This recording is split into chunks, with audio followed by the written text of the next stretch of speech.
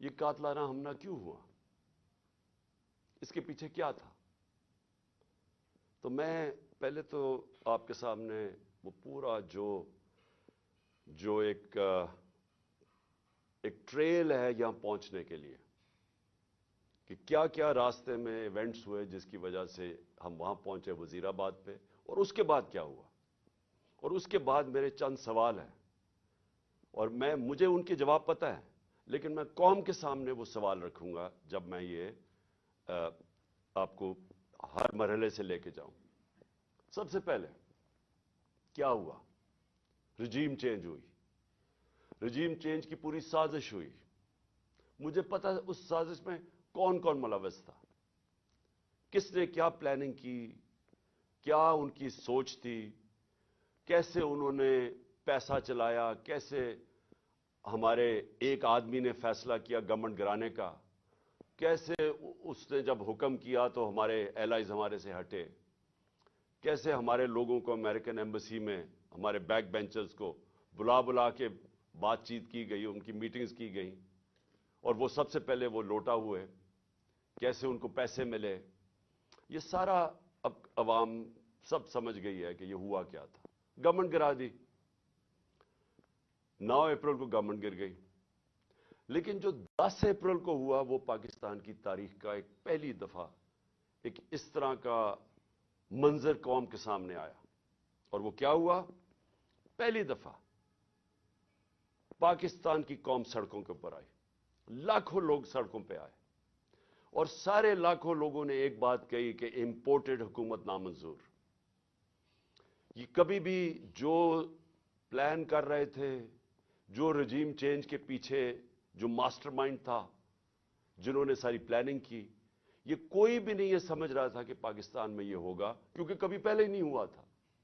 Governments گرائی جاتی تھی، مٹھائیاں بانٹی جاتی تھی، تو پہلی دفعہ ایک باشعور، ایک جاگی ہوئی، ایک بیدار قوم سڑکوں پہ نکلی، اور ان کو سمجھ آ گئی کہ یہ کیا ساری گیم ہوئی تھی، اور ہمارے اوپر اس ملک کے نامور ڈاکوؤں کو، جرائم پیشہ لوگوں کو مسلط کر دیا گیا۔ تو قوم کھڑی ہو گئی ان کے خلاف۔ قوم نے یہ واضح ایک پیغام دیا وہ سہولت کاروں کو، رجیم چینج کے جو لوگ تھے، جو غدار تھے، یہ ملک کے میں کہتا ہوں غدار تھے، جو میر جعفر تھے، قوم نے ان کو پیغام پہنچا دی کہ ہمارے لیے یہ ہمیں بھیڑ بکریوں کی طرح نہ رکھو، ہم اس چیز کو قبول نہیں کرتے، ہم انسان ہیں، ہم وہ لوگ ہیں جن میں اب شعور آ چکا ہے، اور پھر سوشل میڈیا کا زمانہ ہے، آپ کسی کی آواز ہی نہیں بند کر سکتے، جس کے پاس موبائل فون ہے اس کے پاس آواز آ گئی تھی۔ تو اس کے بعد یہ سوچا گیا جنہوں نے یہ رجیم چینج کی کہ جی اب یہ تھوڑی دیر کے لیے چلے گا، پھر یہ ایک غبارے سے، بلون سے ہوا نکل جائے گی۔ یہ ساری چیزیں ہم نے سنی، پوری گورنمنٹ نے پھر تیاری کی، اور جو ہمارے اوپر ظلم ہوئے، ایک بجائے یہ کہ غلطی کر دی آپ نے، عقل یہ کہتی ہے کہ اگر غلطی ہوگی تو اس سے پیچھے ہٹ جاؤ، ریورس کر دو، الیکشن کروا دو۔ وہ آسان طریقہ تو یہ تھا، میں نے تو الیکشن اناؤنس کر دیے تھے، لیکن پورا زور لگا کے وہ الیکشن مسترد کیے گئے، اور اس کے بعد پھر یہ ان کو جب مسلط کیا گیا، تو جب قوم بار بار پیغام دینا شروع ہوئی کہ ہم آپ کے ساتھ نہیں ہیں، ہم اس کو قبول نہیں کرتے، الیکشنز ہوئے، بائی الیکشنز ہوئے، اس کے رزلٹ سامنے آ گئے۔ کبھی بھی نہیں ہوا کہ اسٹیبلشمنٹ ایک ساری پارٹیز کے ساتھ مل کے کھڑی ہوں ایک پیج پہ، اور ایک جو حکومت سے باہر پارٹی ہو وہ 75% الیکشن جیت جائے۔ قوم نے پیغام دے دیا، لیکن بجائے اس کے کہ قوم کیا کہہ رہی ہے اس کی آواز سننے کے لیے، ایک طاقت کا استعمال کیا گیا، ہمارے اوپر تشدد کیا گیا، کیسز بنائے گئے، پتہ نہیں میرے اوپر کتنے 50-60 کیسز ہیں، مجھے تو یہ بھی نہیں یاد اب کتنے کیسز ہیں۔ مجھے دہشت گردی کا کیس بنایا گیا، پکڑنے آئے مجھے پولیس والے، اور اس کے بعد ہر قسم کے کیسز ہیں ڈسکوالیفائی کرنے کے لیے، کسی طرح راستے سے اسے ہٹاؤ۔ جب پتہ چل گیا کہ عوام ادھر کھڑی ہے تو پھر بھی بجائے عوام کے ساتھ کھڑے ہونے کے, چوروں کے ساتھ کھڑے ہو کے کوشش کی گئی کہ کسی نہ کسی طرح اس کو راستے سے ہٹایا جائے. اور ہم نے ہر بات دیکھا استعمال کرتے ہوئے. 25 مئی کو جس طرح کا ظلم کیا گیا, کبھی ایسے نہیں ہوا کہ ایک پرامن احتجاج جو ہمارا تھا لانگ مارچ, کتنی ہمارے خلاف 3 لانگ مارچز ہوئی, کوئی کسی کا راستہ نہیں روکا. یہاں 2 دن پہلے پولیس گھروں میں گھس کے چادر اور چار دیواری کو مسترد کر کے اس ملک کے جو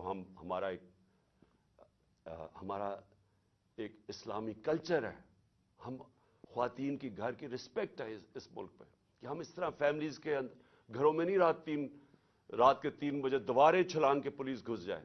وہ گھسی, ان کو پکڑا, لوگوں کو لے کے گئے. 11 سال کے بچے کو پولیس اسٹیشن لے کے, کیونکہ باپ نہیں تھا, اس کو پولیس اسٹیشن لے گئے. ایک ہماری 70 سالہ خاتون ایم پی تھیں, ان کو رات گھسیٹ کے پولیس اسٹیشن لے گئے. ایسا کبھی نہیں ہوا. پھر 25 میں آیا, پھر جو شیلنگ کی اور تشدد کیا, سارا ایک ابھی تک مجھے نہیں سمجھ آئی کہ یہ کس طرح کا مائنڈ تھا, یہ کیسا ذہن تھا کہ بجائے پھر سے عوام کی آواز سننے کے لیے کہ عوام بتا رہی ہے آپ نے غلطی کر دی ہے, نہیں, ان کو ہم بھیڑ بکریوں کی طرح ڈنڈے مار کے ٹھیک کریں گے, یہ مائنڈ سیٹ تھا. اور پھر جب دوسرا بائی الیکشن آیا, ساری پارٹیز ایک طرف, اسٹیبلشمنٹ ایک طرف, اس کے باوجود جب 75% الیکشن 7 یا 8 الیکشنز ہم جیت گیا 11 میں سے, اس کے بعد پھر یہ پلان بنایا گیا. پہلے بھی ایک پلان بنا تھا مارنے کا. میں نے کہا کہ میں نے 4 لوگوں کے نام میں نے دے کے اور میں نے باہر ایک ویڈیو بنا کے ملک سے باہر بھجوا دی کہ اگر مجھے کچھ ہوتا ہے تو وہ ویڈیو آ جائے گی. اب دوسرا پلان بنا گیا, یہ پلان بی تھا. اور پلان بی, اب ان کو پتا تھا کہ اگر مجھے اسی طرح قتل کرتے ہیں تو ان کے اوپر آ جائے گی, تو انہوں نے ایک اور پلان لے کے آئے. اور پلان کہ جی سلمان تاثیر ٹائپ قتل ہو, دینی انتہا پسند جلال اور جوش میں آ کے اس نے عمران خان کو قتل کر دیا. یہ پلان بنا. اب میں آپ کو اس کا پلان بتاتا ہوں کہ مجھے کب پتا چلا, لیکن یہ شروع کدھر سے ہوا. کیونکہ یہ جے آئی ٹی کی جو رپورٹ ہے اس کے اندر کافی چیزیں آئی ہیں جو میں بعد میں آپ کو بتاؤں گا, کہ اگر کسی کو کوئی شک ہے کہ یہ باقاعدہ ایک پلان بن کے مجھے قتل کرنے کی اسکیم بنی تھی, وہ جو میں آپ کو چیزیں بتاؤں گا آپ کے سب کے شک دور ہو جائیں گے, کہ آپ کو واضح ہو جائے گا کہ کتنی بڑی یہ پلان کر کے سازش کی گئی تھی. اور کوشش یہ بتانا تھا کہ یہ دینی انتہا پسند نے کیا. اب میں آپ کو ذرا بتاؤں کہ یہ سیکوینس آف ایونٹس کیا ہوا ہے. 24 اگست ایک وقار ستی ایک ویڈیو لے کے آتا ہے. ویڈیو کدھر بنتی ہے یہ میرا بہت بڑا سوال ہے. یہ کون بناتا ہے یہ ویڈیو؟ اور جیسے بھی اس کے پیچھے جائیں گے آپ کو پتا چل جائے گا, اور مجھے پتا ہے وہ کون تھے, کہ کس نے یہ ویڈیو بنائی. اور ویڈیو کیا ہے؟ عمران خان نے توہین رسالت کر دی, توہین مذہب کر دیا. اور اس کے بعد جناب وہ ویڈیو آگے نکلتی ہے. جاوید لطیف پریس کانفرنس کرتا ہے 14 تاریخ کو, 14 سپٹمبر کو, اور وہ یہ کہتا ہے کہ جناب عمران خان نے بڑا ظلم کر دیا دین کے خلاف. بڑا یہ اس نے لوگوں کے اندر وہ کیا ہے کہ اس نے دین کی کیونکہ کیا ہے تو لوگوں میں اب بڑا غصہ ہے اس کے خلاف. پھر مریم نواز, بڑا اس کو دین کی پرواہ ہے, وہ بہت تکلیف لیتی ہے کہ کوئی دین کے خلاف بات نہ کر دے. تو مریم نواز کو بھی جوش آ جاتا ہے, اور وہ 15 سپٹمبر کو وہ بھی پریس کانفرنس کر دیتی ہے. اس سے پہلے میں بھول جاؤں کہ ایک ملک کا ایک بہت بڑا دینی آدمی رانا ثناء اللہ, اس کو بھی جوش آتا ہے. وہ 14 تاریخ کو ایک پریس کانفرنس کرتا ہے کہ جی وہ عمران نے لوگوں کو بڑا غصہ چڑھا دیا کہ اس نے دین کے خلاف بولا. اور پھر ایک اور بڑا دینی آدمی خواجہ آصف، بڑا جی، اس کو بھی دین کی بڑی فکر ہے، وہ بھی پریس کانفرنس کر دیتا ہے، اور یہ کرتا ہے 10 اکتوبر کو، اور یہ بھی کہتا ہے کہ جناب عمران خان کو، اس کو قوم کو معاف نہیں کرنا چاہیے اسے، کیونکہ اس نے دین کے خلاف، وہ ویڈیو کے اوپر سارا ایک ویڈیو بنتی ہے، یاد رکھیں وہ ویڈیو بنتی کدھر سے، اس سے پہلے پی ٹی وی، اب پی ٹی وی، آپ سمجھ جائیں کہ اس کے پیچھے کون ہوگا، 4 دن پی ٹی وی کو حکم ملتا ہے کہ عمران کے خلاف پورا کیمپین کریں کہ اس نے دین کی توہین کی ہے۔ میں صرف آپ پہلے یہ جو بڑے آپ کو میں نامور نام بتائے ہیں جن کو دین کی بڑی فکر ہے، مجھے ذرا بتائیں، 30 سال سے یہ دونوں جماعتیں اقتدار میں ہیں، مجھے بتائیں کہ کبھی انہوں نے جا کے پاکستان سے باہر کی بات کر رہا ہوں، کبھی انہوں نے دین کا نام لیا؟ کبھی ان کو فکر ہوئی ہے دین کی؟ یہ ان کی آپ سٹیٹمنٹس اٹھا کے دیکھیں، یہ باہر جا کے ایک ہی بات کرتے رہے ہیں۔ میں 90 کی دہائی سے بات کر رہا ہوں کہ جی ہمیں مدد کر دو، مغرب، امریکہ ہمیں مدد کر دے، کیونکہ اگر ہم نہیں ہیں تو دینی انتہا پسند پاکستان کے اوپر آ جائیں گے، بنیاد پرست دین کو پاکستان کے اوپر چھا جائیں گے، کیونکہ یہ ڈراتے تھے۔ ایران کے اندر جب خمینی کی انقلاب آیا، اسلامی انقلاب آیا، تو یہ ہمیشہ جا کے مغرب کو خوش کرتے تھے کہ پاکستان میں بھی وہ انقلاب آ جائے گا اگر ہماری اب مدد نہیں کرتے۔ ان کی سٹیٹمنٹس اٹھا کے دیکھیں، جب یہ باہر جاتے تھے ان کے سربراہ، تو صرف ان کا یہ دین کا نہیں، دین کی بات چھوڑے ہیں، یہ صرف یہ کہتے تھے کہ ہم لبرل ہیں، ہم آپ کے ساتھ ہیں، ہمیں بچا لیں، نہیں تو دینی لوگ پاکستان کے اوپر حاوی ہو جائیں گے۔ یہ ان کی کیمپین رہی ہے باہر پاکستان سے۔